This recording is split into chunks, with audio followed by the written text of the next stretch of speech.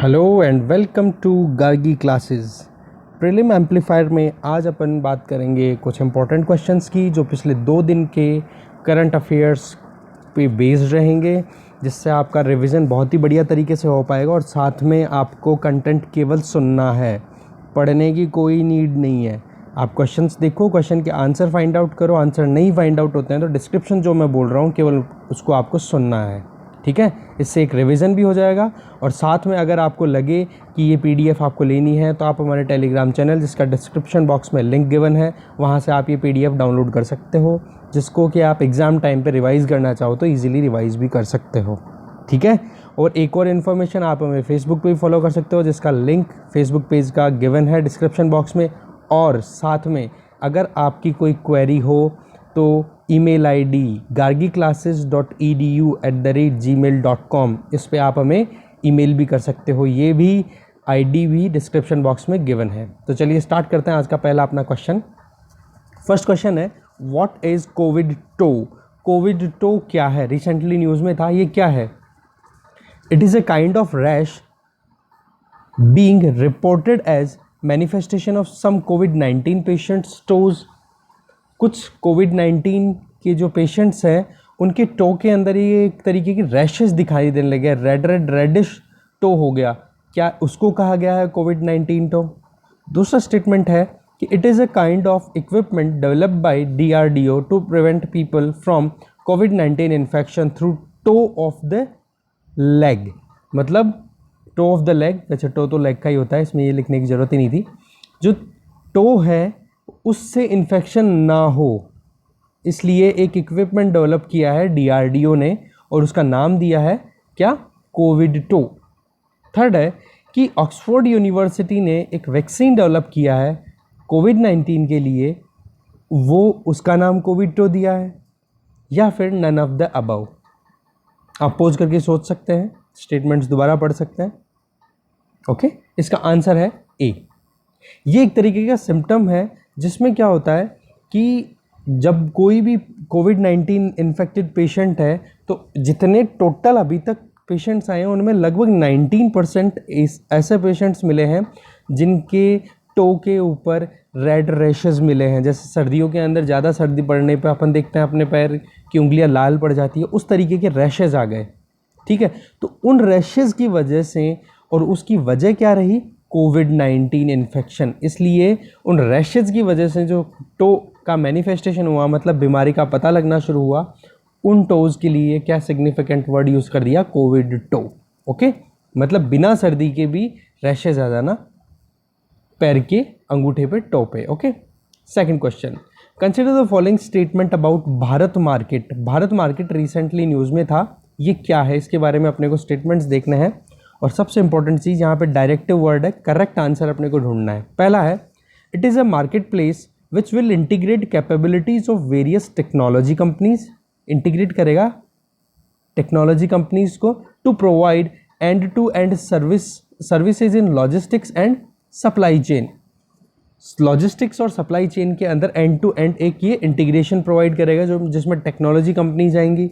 और दूसरा स्टेटमेंट है, it also provides the tool of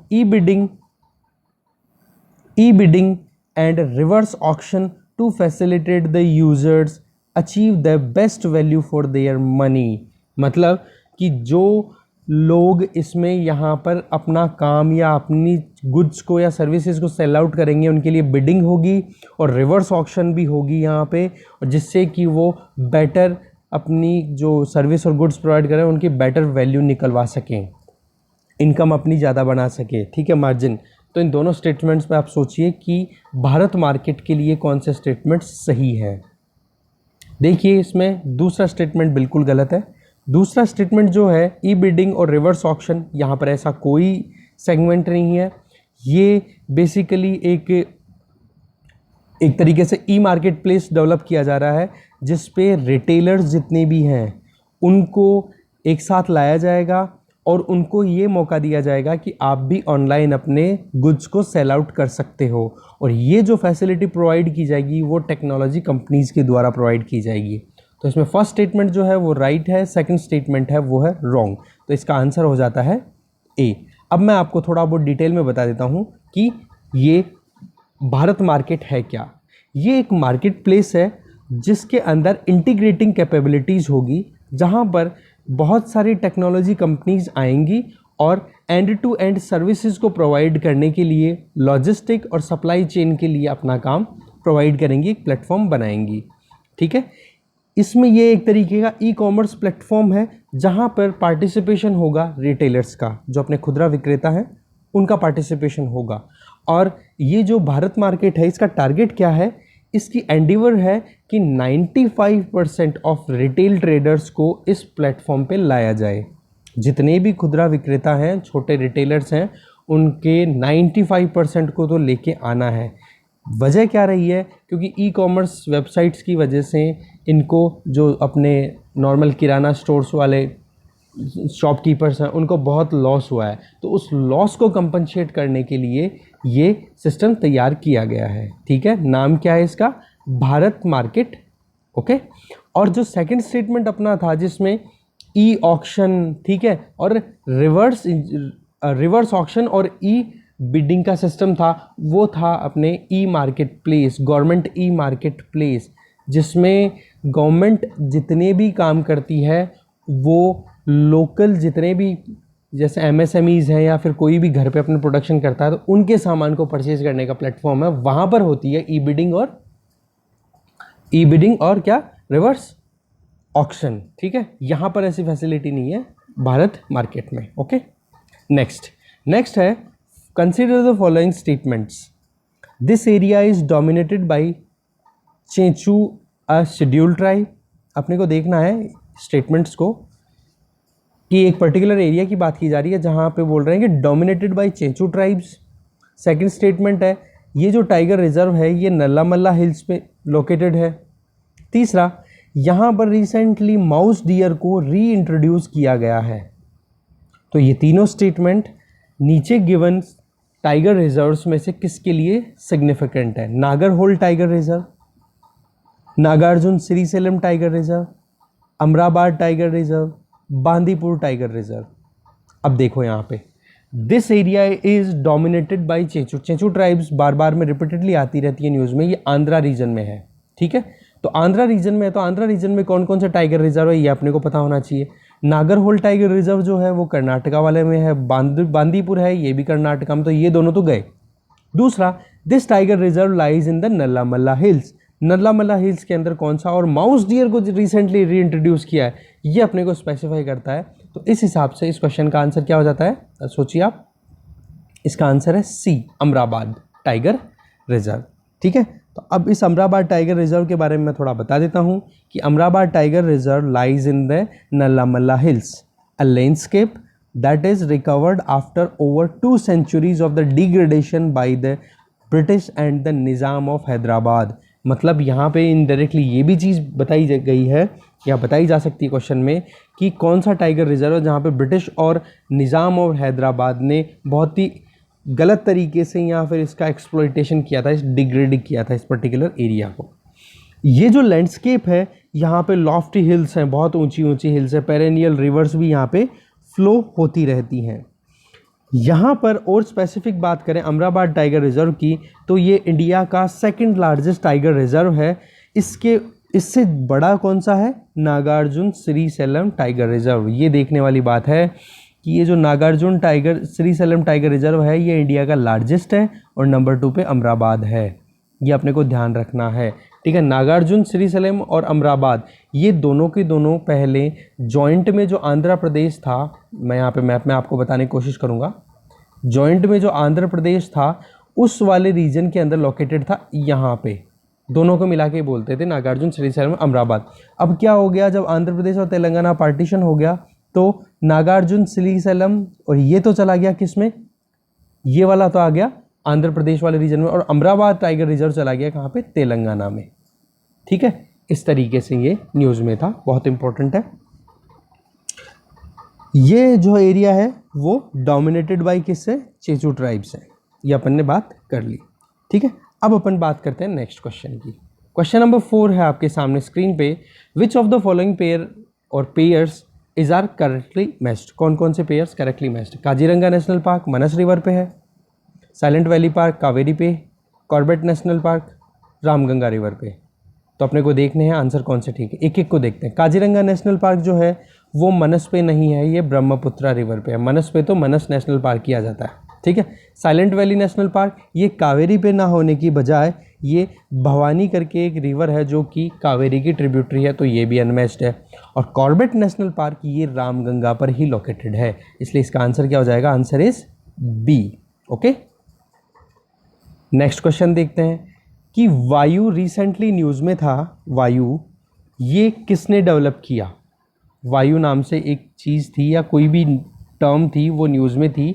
ये किसने डेवलप किया? CSIR नीरी ने मिलके, या environmental pollution prevention and control authority ने, या फिर टेरी ने, या फिर सेंट्रल पॉल्यूशन कंट्रोल बोर्ड ने? किसने डेवलप किया? इसका सही आंसर है ए, CSIR नीरी ने इसको डेवलप किया है। अब वायु के बारे में मैं आपको थोड़ा बता देता हूँ। वायु जो है इसको डेवलप किया है scientific council of scientific and industrial research की जो ब्रांच है, जिसके अंडर में काम करती है national environmental engineering research institute, ठीक है, जो कि एक टेक्नोलॉजी डेवलपमेंट प्रोजेक्ट पे काम कर रहे थे। किसके? Department of science and technology. In short, ये जो CSIR नीरी है ये किसके अंडर में काम करता है? Department of science and technology, DST के अंडर में। और इन्होंने एक डिवाइस डेवलप किया है, उस डिवाइस को नाम दिया है वायु, ठीक है, जो एयर प्योरिफिकेशन का काम करेगा, और वो भी बहुत ही ज़्यादा एफिशिएंटली, ठीक है। और एफिशिएंसी भी इतनी कि ये 10 घंटे तक जब तक काम करता है तो केवल और केवल half unit of electricity consume करता है, ठीक है। और दूसरा, लगभग ये एक बार में ये डिवाइस लगभग 500 स्क्वायर मीटर वाले रीजन की एयर को प्योरीफाई कर सकता है। तो वायु के बारे में आई होप कि आपको जितनी इन्फॉर्मेशन मैंने दी है वो एनफ रहेगी। अब नेक्स्ट क्वेश्चन की अपन बात करते हैं। Number 6, global climate risk index 2020, global climate risk index 2020 recently किसने रिलीज़ किया है? UNEP ने, फ्यूचर अर्थ ने, वर्ल्ड इकोनॉमिक फोरम ने, या जर्मन वॉच ने? कौन डेवलप करता है? ये क्वेश्चन आते हैं बहुत बार एग्जाम्स में पूछ लिए जाते हैं कि इस तरीके के इंडेक्स। तो इसका आंसर है डी, जर्मन वॉच ने ये अभी रिसेंटली डिक्लेयर किया है। इंटरनेशनल एनवायरमेंटल थिंक टैंक है जर्मन वॉच, जो कहाँ पर लोकेटेड है? जर्मनी में, जिस तरीके से नाम आया, ठीक है। बॉन एंड बर्लिन दोनों सिटीज़ हैं जर्मनी में, वहाँ पे लोकेटेड है इसका हेडक्वार्टर। तो global climate risk index 2020 German watch ने डिक्लेयर किया है। इसमें क्या होता है कि एनुअली जो क्लाइमेट चेंज की वजह से क्या लॉस हो रहा है, क्या रिस्क्स हैं all over world different countries को, उसके बारे में ये बताता है। और इंडिया के बारे में जब इसने बताया तो ये बताया है अभी 2020 वाली रिपोर्ट में कि इंडिया जो है वर्ल्ड में 5th मोस्ट वल्नरेबल कंट्री है क्लाइमेट चेंज के लिए। मतलब ज़्यादा यहाँ पर लॉसेस होते हैं, होंगे और हो रहे हैं। 5वें नंबर पे आता है। इसमें रैंक जैसे जैसे आपकी बढ़ती है, जैसे मान लो 5 है, 5 की बजाय 4, 3, 2, 1 नंबर पे है, वहाँ पर तो सबसे ज़्यादा लॉसेज होते हैं क्लाइमेट चेंज की वजह से, जो भी इवेंट्स हो रहे हैं, ठीक है। इंडिया की 2017 में रैंक थी 14th। कौन सी थी? 14th 2017 में, जो कि 5th हो चुकी है 2018 में, ठीक है। 2018 में कौन सी होगी? 5th। इसका मतलब क्या हो गया? ज़्यादा फर्टिलिटीज़ रिकॉर्ड की गई है क्लाइमेट चेंज की वजह से, चाहे वो फ्लड आए हो, चाहे ड्रॉट आया हो, चाहे लैंडस्लाइड हुई हो, कुछ भी हुआ हो उसकी वजह से। मतलब इंडिया पे ज़्यादा थ्रेट है क्लाइमेट चेंज का। Global climate risk index German watch के द्वारा जो डिक्लेयर किया गया उसके अकॉर्डिंग। नेक्स्ट क्वेश्चन, इकोसेंस ये एक बायोसेंसर है जो कि नोवल कोरोना वायरस को डिटेक्ट करता है सलाइवा सैंपल से। ये किसने डेवलप किया है? इकोसेंस एक बायोसेंसर है जो कि डिटेक्ट कर सकता है कि कोरोना वायरस का इन्फेक्शन है या नहीं है किसी भी इन्फेक्टेड पर्सन के सलाइवा से। सलाइवा का मतलब लार, मुंह में जो लार आती है, थूक जो बनता है, उसको टेस्ट करके। ये किसने डेवलप किया है? डाइट पुणे ने, NIAB हैदराबाद ने, डिपार्टमेंट ऑफ साइंस टेक्नोलॉजी ने, या फिर DRDO ने? सोचिए इसका आंसर क्या है।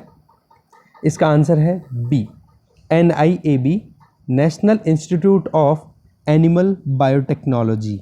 ठीक है, क्या है? National institute of animal biotechnology Hyderabad ने ये डेवलप किया है इकोसेंस करके एक बायोसेंसर, जो लगभग 20 माइक्रोलीटर, बहुत ही माइन्यूट सा पार्ट आपकी सलाइवा का लेता है और फिर उसके बाद में 30 सेकंड के अंदर अंदर अपने को बता देता है कि कोविड-19 इन्फेक्शन है या फिर नहीं है। ये बेसिकली होता क्या है, इसके अंदर एक कार्बन इलेक्ट्रोड होता है और साथ में कोविड-19 एंटीबॉडी होती है। क्या होती है? कोविड-19 एंटीबॉडी। अब एंटीबॉडी क्या होती है? रोग प्रतिरोधक क्षमता, और इलेक्ट्रोड क्या होता है? वहाँ पे इलेक्ट्रिक सिग्नल को सेंस करना। इन दोनों का कॉम्बिनेशन है इसमें इको बायोसेंसर के अंदर, जो अभी अपन ने देखा। तो इसके लिए क्या किया जाएगा कि जैसे ही सलाइवा पे आप कनेक्ट करोगे, उस पर्टिकुलर रोड को, एक रोड शेप में है, उसको जैसे आप कनेक्ट करोगे तो यहाँ पे क्या है? आपके एंटीबॉडी। अब सलाइवा में अगर कोविड-19 इन्फेक्शन है और कोविड-19 इन्फेक्शन है तो डेफिनेटली कोविड-19 एंटीजन भी होगा वहाँ पे, और एंटीजन जब होगा तो एंटीजन और एंटीबॉडी, ये एंटीजन जाकर के कोविड-19 के वायरस के बाहरी प्रोटीन वाले एंटीजन वाले पार्ट के ऊपर क्या स्टिक कर जाएगा, चिपक जाएगा। और जैसे ये चिपकेगा तो इलेक्ट्रिकल सिग्नल जनरेट होगा और वो क्या? कार्बन इलेक्ट्रोड के द्वारा डिटेक्ट कर लिया जाएगा। ठीक है, तो इस तरीके से क्या हो जाएगा? जैसे ही इलेक्ट्रिक सिग्नल अगर सिग्नल जनरेट हो गया, इसका मतलब वहां पर इन्फेक्शन है। ठीक है, तो इकोसेंस इस तरीके से काम करता है, जिसमें एंटीबॉडी और इलेक्ट्रोड जो कि कार्बन की बनी होती है, इनका सिस्टम कॉम्बिनेशन अब एक साथ है। और उसके साथ में इसके अंदर जब जैसे ही सलाइवा के ऊपर आप कनेक्ट करते हो तो वहाँ पर जैसे ही कोविड-19 का इन्फेक्शन है तो वायरस होगा, तो वायरस के चारों तरफ जो प्रोटीन होगा, जो जिसकी वजह से कोरोना नाम दिया गया है इसको, क्राउन की तरह, तो उस पर जाके ये एंटीबॉडी जाके स्टिक करेगी। स्टिक करते ही इलेक्ट्रिक सिग्नल जनरेट होगा, जो कि कार्बन इलेक्ट्रोड्स के द्वारा सेंस कर लिया जाएगा और उससे पता पड़ जाएगा कि इन्फेक्शन है या फिर नहीं है। ओके, तो इकोसेंस ये है और डेवलप किया है national institute of animal biotechnology. Question number 8, ये कुछ टर्म्स हैं, aurora borealis, aurora australis, van Allen radiation belt, ये किस एटमॉस्फेरिक पार्ट से रिलेटेड हैं? अरोरा बोरियोलिस और अरोरा ऑस्ट्रेलिस, वैन एलन, ये कई बार क्वेश्चन पूछ लिया जाता है इस तरीके के पैटर्न में। क्या ये ट्रोपोस्फेयर से रिलेटेड है, स्ट्रेटोस्फेयर से, मैग्नेटोस्फेयर या आयोनोस्फेयर? किससे रिलेटेड है ये? सोच के बताइए। इसका आंसर है मैग्नेटोस्फेयर। जब अर्थ की अपन अब कॉम्पोजिशन देखें तो अर्थ के ऊपर सबसे नीचे आता है ट्रोपोस्फेयर, फिर आता है आपका स्ट्रेटोस्फेयर। ठीक है, इस तरीके से सीक्वेंस अपन जाते हैं तो आउटर मोस्ट जो पार्ट है जिसको एक्सोस्फेयर बोलते हैं वो, और उसके नीचे आयोनोस्फेयर जो होता है, इन दोनों का पोर्शन, इनके अंदर आयोनोस्फेयर का तो अपर पार्ट और ये एक्सोस्फेयर जो है इसका मैक्सिमम पार्ट, ये है अपना मैग्नेटोस्फेयर, जहाँ पे अर्थ का मैग्नेटिक फील्ड ज़्यादातर काम करता है। तो उस वाले रीजन में मैग्नेटिक फील्ड हाईली स्ट्रॉन्ग होता है, जिसकी वजह से जो भी सोलर विंड्स आती है उससे अर्थ पे जितने भी लिविंग बीइंग्स हैं उनको प्रोटेक्शन मिलती है। ठीक है, तो सोलर विंड से प्रोटेक्शन मिलना और साथ में जो भी इस तरीके से सोलर विंड आ रही है उनको रोकते टाइम पे नॉर्दर्न एरिया, अर्थ के नॉर्दर्न एरिया में एक तरीके से लाइटनिंग सिस्टम चलता है, लाइटनिंग होती रहती है कंटिन्यूसली, तो उसको तो बोल देते हैं अपन ऑरोरा बोरियोलिस, क्योंकि बोरियल्स टैगा फॉरेस्ट वाले एरिया में होता है। नॉर्दर्न पोल की बात करें तो ऑरोरा बोरियोलिस, और ऑरोरा ऑस्ट्रेलिस वही लाइटिंग अंटार्कटिका पे हो जाती है तो उसको बोलते हैं ऑरोरा ऑस्ट्रेलिस। तो ये दोनों, और साथ में ये वैन एलन रेडिएशन बेल्ट, इसमें क्या होता है, जो ये मैग्नेटिक फील्ड जो है, कौन सा? मैग्नेटोस्फेयर वाला फील्ड, जो कि नॉर्थ टू साउथ चलता रहता है, तो उससे उस जगह पे या उस पर्टिकुलर लेयर में वहाँ पे क्या होता है, प्रोटॉन्स और इलेक्ट्रॉन्स बैक फोर्थ मूवमेंट करते रहते हैं, north to south, south to north. ठीक है, इलेक्ट्रॉन्स और प्रोटॉन्स कहाँ पे? मैग्नेटोस्फेयर, आयनोस्फेयर के अपर लेयर पे। ठीक है, तो वहाँ पे क्या होता है, ये जो मूवमेंट होता है इलेक्ट्रॉन्स और प्रोटॉन्स का इस मैग्नेटिक फील्ड के according back and fourth direction में, उस पर्टिकुलर बेल्ट को बोल देते हैं अपन एलन रेडिएशन बेल्ट। ये कई बार पूछ लिया जा सकता है कि एलन रेडिएशन बेल्ट कौन सी लेयर पे लोकेटेड है। ठीक है, आई होप आपको ये समझ में आया होगा। नेक्स्ट क्वेश्चन अपन देखते हैं, consider the following statement about name. ठीक है, नेम के बारे में अपने को ये स्टेटमेंट्स देखने हैं और उसमें सही और गलत का आंसर अपने को देना है। फर्स्ट स्टेटमेंट है कि name is second largest platform globally in terms of country membership after United Nations. मतलब यूनाइटेड नेशंस के बाद में नेम जो है वर्ल्ड का सेकंड लार्जेस्ट प्लेटफॉर्म है जहां पर कंट्री मेंबरशिप की अगर अपन बात करें। Number 1। Number 2, the Asian African conference of 1955 held in London. मतलब एशियन अफ्रीकन कॉन्फ्रेंस जो 1955 की हुई, जो कि लंदन में हुई, वो की स्टेप थी नेम के नॉन अलाइनमेंट मूवमेंट के स्टैब्लिशमेंट में। तो दोनों स्टेटमेंट्स को आप ध्यान से देखिए और आंसर सोचिए। तो इसके आंसर की अगर अपन बात करें तो इसका आंसर हो जाएगा कि पहला स्टेटमेंट बिल्कुल सही है कि यूनाइटेड नेशन के बाद में हाईएस्ट मेंबरशिप इसी की है, लगभग 120 कंट्रीज आर मेंबर। ठीक है, 120 कंट्री। और अभी इसकी जो चेयरमैनशिप है, प्रेसिडेंटशिप है, वो अजरबैजान के पास है। किसके पास है? अजरबैजान।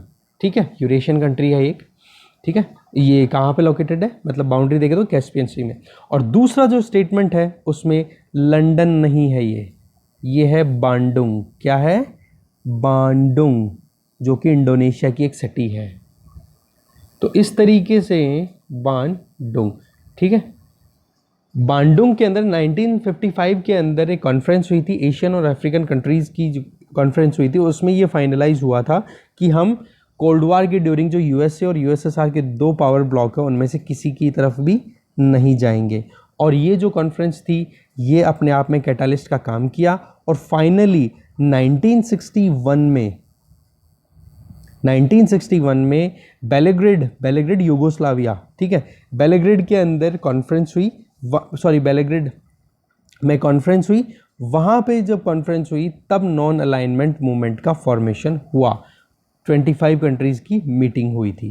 ठीक है, अभी क्या है कि न्यूज़ में इसलिए था कि अभी कोविड-19 के आउटब्रेक के चक्कर में जितने भी नेम मेंबर्स हैं उन लोगों की मीटिंग एक तरीके से फिजिकली वो एक जगह प्रेजेंट नहीं हो पाए और वर्चुअली मतलब ऑनलाइन कॉन्फ्रेंस के थ्रू ही इन्होंने मीटिंग की। तो अब की बार जो नेम था उसका नाम क्या है? Virtual non aligned movement summit. और अब की बार की जो थीम रही वो थी वी स्टैंड टुगेदर अगेंस्ट कोविड-19। ओके, ये इसका थीम रहा। नेक्स्ट क्वेश्चन देखते हैं। नेक्स्ट क्वेश्चन जो है वो है find correct statement given below. अपने को सही स्टेटमेंट ढूंढना है। यहाँ पे है अल नीनो और ला नीना के सेगमेंट की बात हो रही है। During El Nino the Pacific warmest surface water sets offshore of north west south America. मतलब कि साउथ अमेरिका का नॉर्थ वेस्टर्न जो पोर्शन है वहाँ पर अल नीनो की वजह से वार्मेस्ट सरफेस वाटर इकट्ठा होता है। दूसरा, ला नीना का जब प्रोसेस होता है तो उस कंडीशन में जो ट्रॉपिकल ईस्टर्न पैसिफिक वाला जो पार्ट है, ट्रॉपिकल का मतलब ट्रॉपिक ऑफ कैंसर और ट्रॉपिक ऑफ कैप्रिकॉर्न, इनके बीच वाला बेल्ट, वहाँ पर जो वाटर है वो ईस्टर्न पैसिफिक की तरफ ज़्यादा कोल्डर रहता है और नॉर्मल कंडीशन से ज़्यादा कोल्डर रहता है और ट्रेड विंड्स हैं वो ज़्यादा स्ट्रॉन्गर होती हैं। तो इनमें से कौन सा स्टेटमेंट सही है और कौन सा गलत है ये बताना है अपने को। अब ध्यान देने वाली बात यह है कि स्टेटमेंट में अपना है इनकरेक्ट, तो अपने को गलत स्टेटमेंट बतानी है। दोनों स्टेटमेंट के बारे में सोचिए। ये दोनों स्टेटमेंट्स बिल्कुल सही है, इसका आंसर है डी। ओके, अब देख लेते हैं। अब मैं आपको थोड़ा कॉन्सेप्ट समझा देता हूँ कि अल नीनो और ला नीना का सेगमेंट होता क्या है।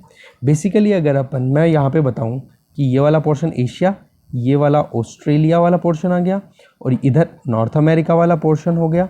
आप थोड़ा समझने की कोशिश करेंगे, इजीली आपको समझ में आएगा।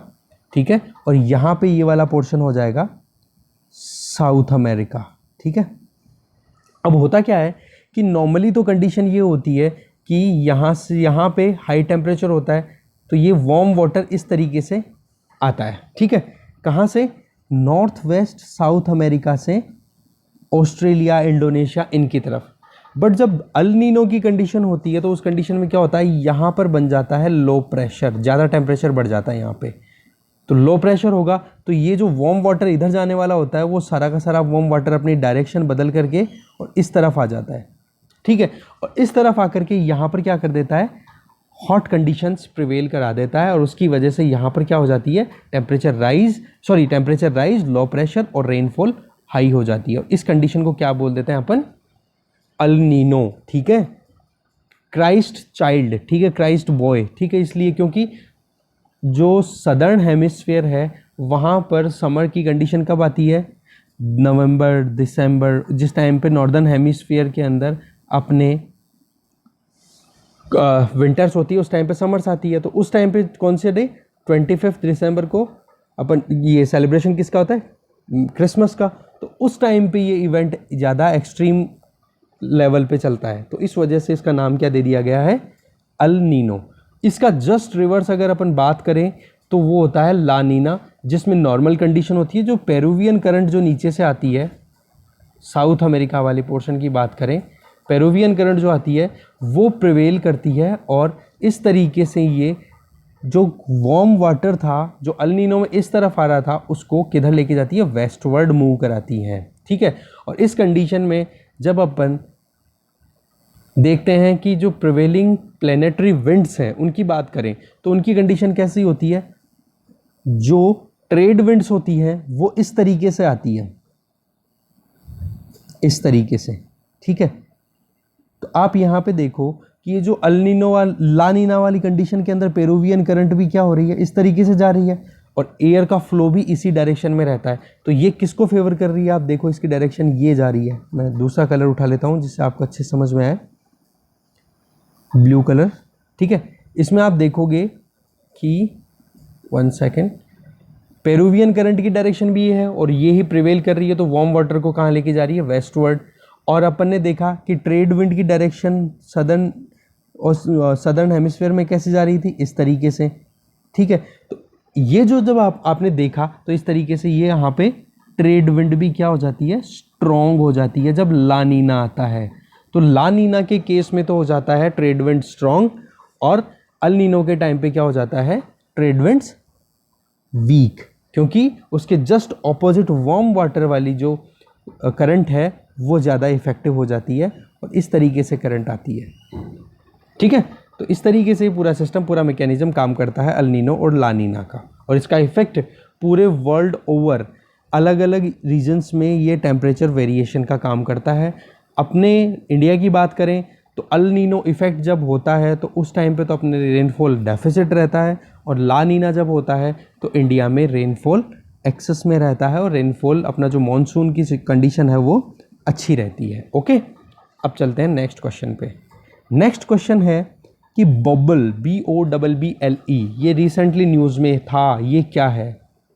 क्या ये यूएस और इंडिया का जॉइंट प्रोजेक्ट है या फिर यूके इंडिया का जॉइंट प्रोजेक्ट है, या ये एक इस तरीके का प्रोसेस है या प्रोजेक्ट है जिसमें जो ओशियन प्रोसेस है बे ऑफ बंगाल रीजन में उसको देखेंगे, जिससे कि आइडिया लगा सके और पता कर सके कि मॉनसून कैसा रहने वाला है समर्स में, या फिर बोथ बी और सी दोनों स्टेटमेंट सही हैं? पॉज करके सोच लिया आप। इसका सही आंसर है डी। ये एक जॉइंट प्रोजेक्ट है इंडिया और यूके के बीच में। इसका मेन काम क्या है कि ओशियन के प्रोसेसेस, मतलब ओशन टेम्परेचर क्या है, सैलिनिटी क्या है, क्या डेप्थ है, क्या रिलीफ फीचर्स हैं, उनकी स्टडी करने के लिए एक प्रोजेक्ट है जिसमें बे ऑफ बंगाल, जिसका बहुत ही बड़ा रोल होता है इंडियन समर मानसून, इंडियन सब कॉन्टिनेंट की तरफ समर मानसून के बारे में अपन पता करें तो इस तरीके से पूरा होता है ये बे ऑफ बंगाल वाला रीजन। तो यहाँ से क्या होता है, एक ब्रांच तो अपनी साउथ वेस्ट मानसून की अरेबियन सी वाली होती है, दूसरी ब्रांच होती है बे ऑफ बंगाल से इस तरीके से टर्न होके सब कॉन्टिनेंट, इंडियन सब कॉन्टिनेंट के अंदर एंटर करती है। तो बे ऑफ बंगाल में ये रिसर्च वाला प्रोजेक्ट है बबल, क्योंकि 2017 में प्रीलिम्स में ये क्वेश्चन पूछा गया था कि BTIA, डायरेक्ट यही पूछा था ये किससे रिलेटेड है, इसमें ना कोई फुल फॉर्म दी थी ना कुछ और, तो इस तरीके के क्वेश्चन पूछ लिए जा सकते हैं कि बबल अभी रिसेंटली न्यूज़ में था, ये किससे रिलेटेड है। तो इंडिया यूके, और काम क्या था, ocean processes of in bay of Bengal, उसको स्टडी करना जिससे कि ये पता कर सके कि बे ऑफ बंगाल में जो ओशियन प्रोसेसेस हो रहे हैं उनका इंडियन जो सिस्टम है, मानसून सिस्टम है, उस पर क्या इम्पैक्ट आ रहा है, उसके फंडामेंटल्स को समझने के लिए ये किया गया। ओके, चलिए नेक्स्ट क्वेश्चन देखते हैं। नेक्स्ट क्वेश्चन है कोरोना किलर 100। ये रिसेंटली न्यूज़ में था। ये क्या है कोरोना किलर 100? क्या ये ग्रुप ऑफ 100 डिफेंस पर्सनल्स का है, एक ग्रुप जो कि कोरोना पेशेंट्स को आइसोलेट करने के लिए बनाया गया है, या फिर ये कोई इंटरनेशनल फोरम है जिसमें 100 डेमोक्रेटिक कंट्रीज़ आए हैं जो एक साथ आए हैं किसके लिए, कोविड-19 के अगेंस्ट फाइट के लिए, या फिर ये कोई एक automated disinfecting unhuman unmanned aerial vehicle है, UAV है, या फिर ये कोई वैक्सीन है जो इजराइल ने अभी रिसेंटली डेवलप किया है कोविड-19 के अगेंस्ट। तो सोच के बताइए इसका आंसर क्या है। इसका आंसर है सी। ये एक ड्रोन है। ड्रोन को अपन क्या बोलते हैं, अनमैन्ड एरियल व्हीकल। ये डेवलप किया गया था गरुड़ा एरोस्पेस के द्वारा, और 2016 में जब सोशियो इकोनॉमिक इनोवेशंस को नीति आयोग रिकॉग्नाइज कर रहा था, मैं रिपीट कर रहा हूँ, सोशियो इकोनॉमिक इनोवेशन, इस तरीके की इनोवेशन जिससे सोशियो इकोनॉमिकली इंडिया को बेनिफिट पहुंचाया जा सकते, उनकी जब बात चल रही थी, नीति आयोग जब उन चीज़ों को देख रहा था, तो उस टाइम पे जो टॉप 10 के अंदर इस कोरोना किलर 100 जो ड्रोन का नाम है उसको कंसिडर किया था कि ये बहुत ही अच्छा इनोवेशन है जो सोशली और इकोनॉमिकली इंडिया को बेनिफिट दे सकता है। ठीक है, इसका काम क्या है, बेसिकली नाम जैसे पता पड़ रहा है कि डिसइंफेक्शन, तो ये ड्रोन होगा तो ड्रोन के साथ में क्या होगा, 10 to 20 लीटर का क्या कर दिया है, कंटेनर अटैच कर दिया जाता है। फिर ये ड्रोन क्या करेगा, उड़ेगा और लगभग 450 फीट की हाइट तक जा सकता है ये, और वहाँ से जाकर के बड़ी बड़ी बिल्डिंग्स को भी क्या कोरोना से उनकी डिसइंफेक्शन कर सकता है, और उससे कोरोना के इन्फेक्शन को रोक सकता है या साइकिल को रोक सकता है। ठीक है, तो कोरोना किलर क्या है, एक अनमैन्ड एरियल व्हीकल है जो ऑटोमेटिकली काम करता है ऑटो पायलट मोड पे। फिर नेक्स्ट क्वेश्चन देखते हैं। नेक्स्ट क्वेश्चन है which among the following convention is associated with permanent mission to the United Nation. United Nation में जो परमानेंट मिशन जाते हैं उनसे रिलेटेड कौन सी कन्वेंशन है, क्या वो वॉशिंगटन कन्वेंशन है, न्यूयॉर्क कन्वेंशन है, लंदन कन्वेंशन है, या वियतनाम कन्वेंशन है। इसका आंसर है वियना कन्वेंशन है। सोचिए आप, इसका आंसर है डी। बेसिकली वियना कन्वेंशन का जो आर्टिकल 1 सब क्लॉज 7 जो है वो स्टेट्स के रिप्रेजेंटेशन को प्रोवाइड करता है कि जो भी स्टेट मेंबर्स हैं वो अपने एक परमानेंट मिशन मतलब पूरे एक ग्रुप को रिप्रेजेंटेशन दे सकते हैं यूएन में, और फिर उससे क्या होता है कि अपने जो इंटरेस्ट है उनको प्रोटेक्ट किया जा सकता है। बेसिकली अभी न्यूज़ में इसलिए था कि अभी रिसेंटली एक डिप्लोमेट हैं TS तिरुमूर्ति, क्या नाम है, TS तिरुमूर्ति, जो रिसेंटली इंडिया के जो पहले रिप्रेजेंटेटिव थे सैयद अकबरुद्दीन, उनके रिटायरमेंट के बाद में अभी जो परमानेंट इंडिया का जो मिशन है यूएन में उसके रिप्रेजेंटेटिव बनाए गए हैं TS तिरुमूर्ति, रिसेंटली अभी बनाए गए हैं। तो ये सारा जो सेटअप है ये क्या वियना कन्वेंशन के अंडर चलता है। और बेसिकली अगर अपन बताएं, मैं बताऊं आपको, तो यूएन का जो हेडक्वार्टर है वो न्यूयॉर्क सिटी में है, ठीक है, और ये अलग अलग जगहों पर भी काम कर सकते हैं जहां पर यूएन के जो रीजनल ऑफिसेज है, चाहे जेनेवा में हो, चाहे वियना में हो, या फिर नैरोबी में हो, ठीक है। यहाँ पे अगर अपन बात करें तो इंडिया का जो परमानेंट मिशन है उसमें 8 सीनियर लीडर्स हैं जो परमानेंट अपनी जगह रखते हैं, उसके बाद में असिस्टेंट और भी होते हैं। 8 सीनियर लीडर्स तो फिक्स होते हैं ही, ठीक है। फिर नेक्स्ट क्वेश्चन की बात करते हैं। ग्लोबल एनर्जी रिव्यू, ये एक रिपोर्ट आई है, ये किसने रिलीज़ की है? ग्लोबल एनर्जी रिव्यू ये रिपोर्ट आई है, ये किसने रिलीज़ की है? क्या ये इंटरनेशनल एनर्जी एजेंसी ने की है, या फिर ISA इंटरनेशनल सोलर अलायंस ने की है, या फिर IAEA international atomic energy association ने किया है, या फिर UNEP ने किया है, यूनाइटेड नेशन एनवायरनमेंट प्रोग्राम ने? इनमें से किसने रिलीज़ की है? इसका आंसर है A, international energy agency. Basically international energy agency ने बताया है कि 2020 में कोविड-19 के आउटब्रेक की वजह से ग्लोबल एनर्जी डिमांड जो है वो 6% तक कम होगी। वजह क्या है क्योंकि इस टाइम पे इकोनॉमिक एक्टिविटीज़ है नहीं, लॉकडाउन थ्रू आउट वर्ल्ड अभी चल रहा है। और इसमें अगर अपन पर्टिकुलर इंडिया की बात करें तो इंडिया के लिए बोला है कि इंडिया में पहली बार एनर्जी डिमांड डिक्लाइन करेगी। ये स्टेटमेंट बिल्कुल एक्सट्रीम है, इसलिए यूपीएससी पॉइंट ऑफ व्यू से बहुत इंपॉर्टेंट है कि पहली बार एनर्जी डिमांड डिक्लाइन करेगी इंडिया में फॉर द फर्स्ट टाइम, ठीक है। और वर्ल्ड वाइड अगर देखा जाए तो कार्बन एमिशन भी लगभग 8% तक रिड्यूस होगा। तो ये कुछ स्टेटमेंट्स हैं, बहुत इंपॉर्टेंट है, ये एज इट इज़ पूछ लिए जाते हैं कि कार्बन स्टॉक कितना रिड्यूस हुआ, कार्बन एमिशन बढ़ा है कोविड-19 के टाइम पे या फिर कम हुआ है। तो 8% तक ग्लोबली कम होगा, और ग्लोबली अगर एनर्जी डिमांड की बात करें तो लगभग 6% रिड्यूस हुई है। और इंडिया की बात करें तो energy demand first time decline करेगी। और जो IEA है, इंटरनेशनल एनर्जी एजेंसी, ये एक ऑटोनॉमस इंटरगवर्नमेंटल ऑर्गेनाइजेशन है जिसकी इस्टेब्लिशमेंट 1974 में की गई थी OECD कंट्रीज़ के द्वारा। क्योंकि 1973 में जब अरब वॉर हुआ था, 1970 एक तरफ इजराइल बाकी अरब कंट्रीज़ एक तरफ, तो इजराइल का सपोर्ट किया था डेवलप्ड एडवांस्ड कंट्रीज़ ने। तो अरब कंट्रीज़ ने ऑयल सप्लाई बंद कर दी थी एडवांस्ड कंट्रीज़ को। तो उस केस में क्या हुआ, ऑयल क्राइसिस आ गए, और उस ऑयल क्राइसिस को देखते हुए डेवलप्ड कंट्रीज जो OECD के मेंबर थे, उन्होंने सोचा कि अपने को एक ऐसी कोई संस्था बनानी चाहिए जो कि अपनी एनर्जी सिक्योरिटी को इंश्योर कर सके, ठीक है, to ensure reliable, affordable and clean energy to its members, ठीक है। और इसका हेडक्वार्टर कहाँ पे है, पेरिस में इसको बनाया गया, पेरिस में इसको इस्टेब्लिश किया गया, ठीक है।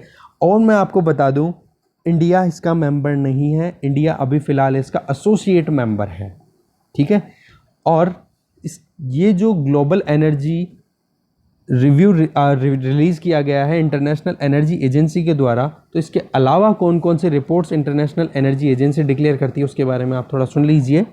Global energy and carbon dioxide status report, world energy outlook, world energy statistics, world energy balances, energy technology perspective. मतलब एनर्जी टर्म अगर कहीं पे आ रही है तो आप थोड़ा सा गैस कर सकते हो कि इंटरनेशनल एनर्जी एजेंसी ने ही इसको, उस पर्टिकुलर रिपोर्ट को डिक्लेयर किया होगा। नेक्स्ट क्वेश्चन, ये अपना लास्ट क्वेश्चन आज का, कि डेमो 2 मिशन अभी न्यूज़ में था, ये क्या है, ये किसके द्वारा चलाया गया है? नासा और European space agency, NASA SpaceX के द्वारा, यूरोपियन स्पेस एजेंसी और इसरो के द्वारा, या फिर इनमें से कोई नहीं? तो इसका आंसर है बी, नासा और स्पेसएक्स के द्वारा कुछ साइंटिस्ट को, कुछ एस्ट्रोनॉट्स को इंटरनेशनल स्पेस स्टेशन पे पहुंचाने के लिए कोलैबोरेशन हुआ है, जिसमें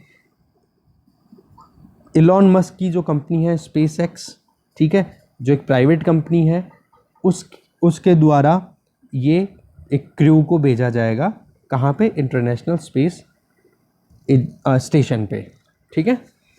तो आज की अपनी डिस्कशन यहीं ख़त्म होती है। Thank you so much.